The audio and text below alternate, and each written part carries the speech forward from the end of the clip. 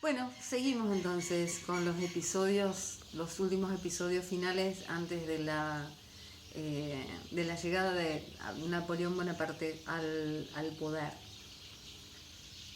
En lo que nosotros más o menos hemos estado hablando, faltan 2 o 3 iconitos a los que voy a hacer inmediata referencia ahora. El primero de todos es el hecho de que antes, previo a ser juzgado Luis XVI y quedarse sin cabeza, se había derrocado la monarquía. O sea, sucede después, obviamente, de que intenta fugarse y lo traen de nuevo a... lo traen de nuevo... Hay alguien que no está respetando la cuarentena. Bueno, los camiones no lo hacen, no tienen la obligación, menos mal, si no ya estaríamos todos como medio muertos de hambre. Les decía, un poquito tiempo antes del derrocamiento de la monarquía, Francia, que ya esto lo estuvimos viendo, Francia se adelanta a las maniobras de Austria y le declara la guerra a Austria, que era una enemiga longeva de un país, era longevamente enemigo del otro, le declaran la guerra, con lo cual Francia tiene no solamente los frentes de batalla internos que hacen a la política de la revolución, sino que además empieza a tener los problemas externos, ¿no? Y luego de esto sucede el advenimiento de la República, la liquidación de Luis XVI, la de María Antonieta, la de unos cuantos miles más, y este permanente estado de zozobra interna entre los propios revolucionarios genera, por un lado, la caída de Danton y el aguillotamiento de Danton, pero bueno, esto es la gota que rebalsa el vaso, y los que se acobardaron en su momento y no evitaron el guillotamiento, el ajusticiamiento de Danton, impulsan el término de la política del terror, dando por tierra con la cabeza, literalmente, dando por tierra con la cabeza de Robespierre. Así que bueno, en esta instancia estamos en el año 94 y van a seguir gobernando la Convención Nacional, va a seguir gobernando el comité, los distintos comités. La política del terror va a cesar, no es que no va a haber ajusticiamientos, por supuesto que los va a haber, pero no en la escala ni siquiera mínimamente similar a lo que había pasado hasta ese momento. ¿Cuáles son los problemas que tiene Francia? Son múltiples. Ustedes podrían decir, bueno, se termina esta cuestión, ¿y qué ganan hasta ahora de la revolución? Y hasta ahora de la revolución ganan poco y nada, porque los franceses no mejoran su calidad de vida, las ideas de la revolución siguen estando allí, la igualdad, la fraternidad,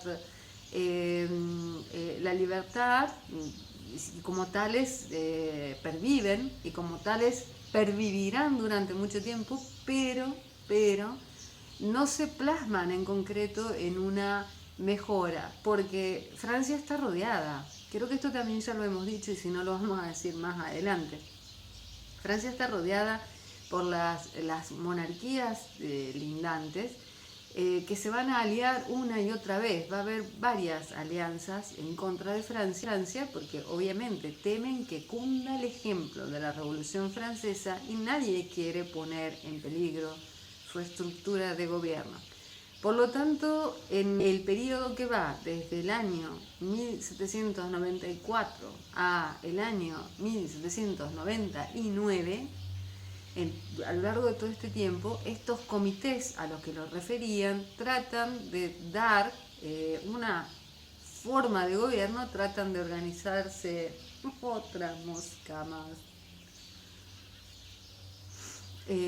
Tratan de dar una forma de gobierno, tratan de organizarse, enfrentándose a esta cantidad de problemas que hemos enumerado.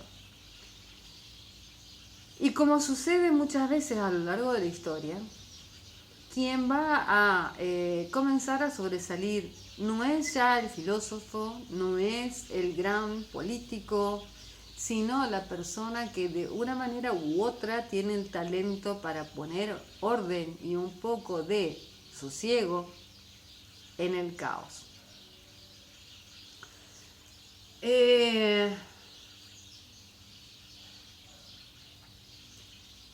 Napoleón Bonaparte, dos o tres rasgos biográficos, porque como sabemos, dicen por ahí más las biografías que cualquier otro estudio preliminar que pueda hacer.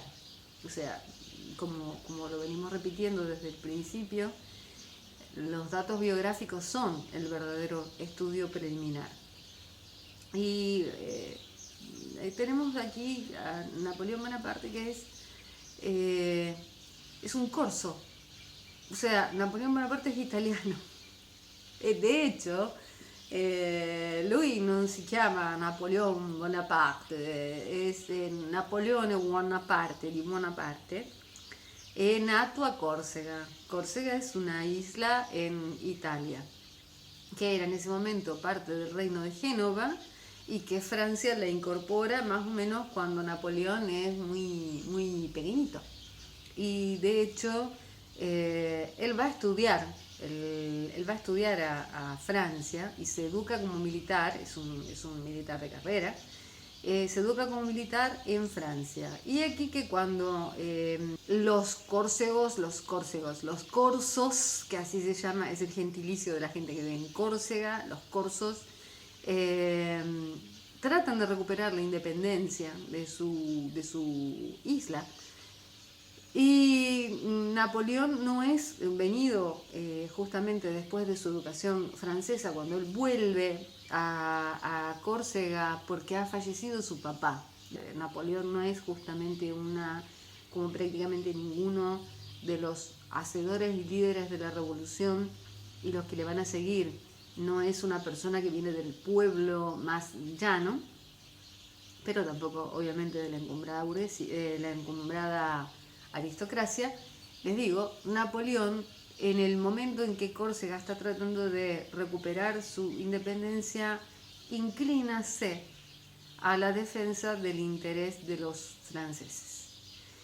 Y eso le vale que él tenga que abandonar la isla de Córcega e irse nuevamente a Francia. ¿Y cuándo es que él regresa a Francia? Bueno, justamente cuando Danton y Robespierre se han quedado sin cabeza.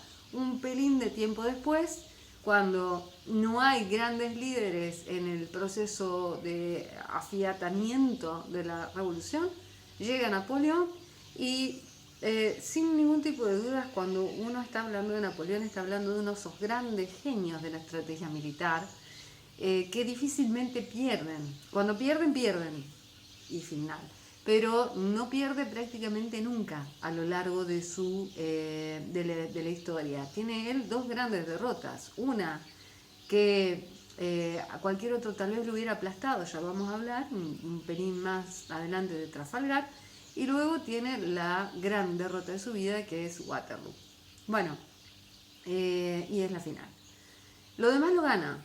Y de hecho, él va escalando muy rápidamente posiciones. Es una persona que asciende muchísimo de posiciones a través de las victorias que va logrando. Y las logra tanto en la lucha con las líneas extranjeras, con las distintas alianzas que se van a hacer, que casi siempre contienen a Inglaterra por un lado, o sea, la Gran Bretaña, hablando con más propiedad, Prusia y Austria, y luego vence a Austria, vence a Inglaterra y vence también de puertas para adentro a las distintas facciones contrarrevolucionarias o pro-monárquicas que existen al interior de Francia y más precisamente en París, que también las acaba por golpear.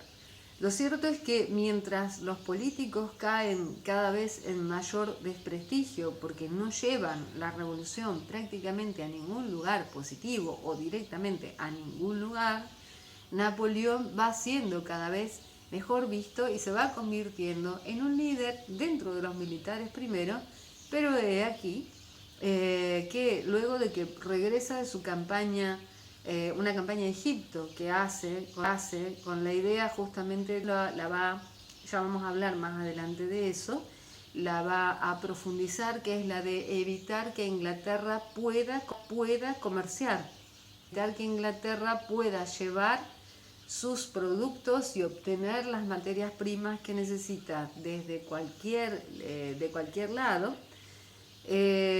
Inicia una campaña sobre África, sobre Egipto, con la idea de cortar el comercio, cortar la entrada y salida de mercaderías por parte de los buques ingleses hacia el Medio Oriente. Y hace esa campaña, es exitosa esa campaña y luego regresa a Francia en el momento en que lo mandan a llamar, porque justamente hay una revuelta monárquica a la que efectivamente vence, pero esta situación la encuentra Napoleón apta para dar el famosísimo golpe del 18 Brumario.